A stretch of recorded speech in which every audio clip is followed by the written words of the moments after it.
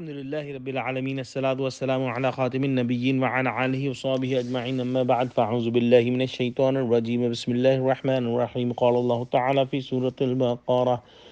أم كنتم شهداء إذ حضر يعقوب الموت إذ قال لبنيه ما تعبدون من بعدي قالوا نعبد إلهك وإله آبائك وإبراهيم وإسماعيل وإسحاق إلها واحدا ونحن له مسلمون.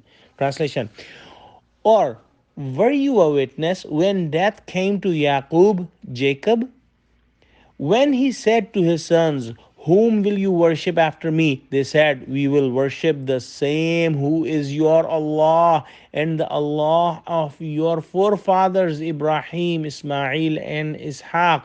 Allah is one, and unto Him alone we all surrender as Muslims."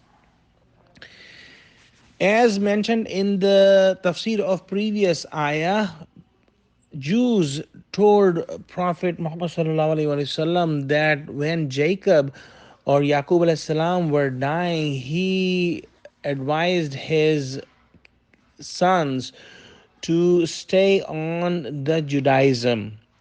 And Allah subhanahu wa ta'ala has sent this ayah with clear message that Jacob could not say that because at the time of his death, the Judaism was not even started. And the Jews have no witness, they were not present at the time of Jacob. Also, after his death, there were like hundreds of years passed when Musa alayhi salam came, and the Judaism started at the time of Musa alayhi salam. So this is a baseless claim without any evidence, without any witness, that Jacob or Yaqub alayhi salam advised his sons to stay Jews. Now, the prophets of Allah, including Jacob alayhi salam or Yaqub alayhi salam, only advised his sons for Tawheed or oneness of God, which is the basis of Islam and which is the basis of the teaching of all the prophets. And his sons were completely submitted themselves to Islam, and they agreed to his father that the only Lord they will worship will be Allah, which is the Lord, which is the Rabb of their forefathers, meaning the forefathers of Ibrahim alayhi salam, Ismail alayhi salam, and Ishaq alayhi salam. And they will stay as Muslims and they will die as Muslims. So these things came later in Judaism, that they have invented these things.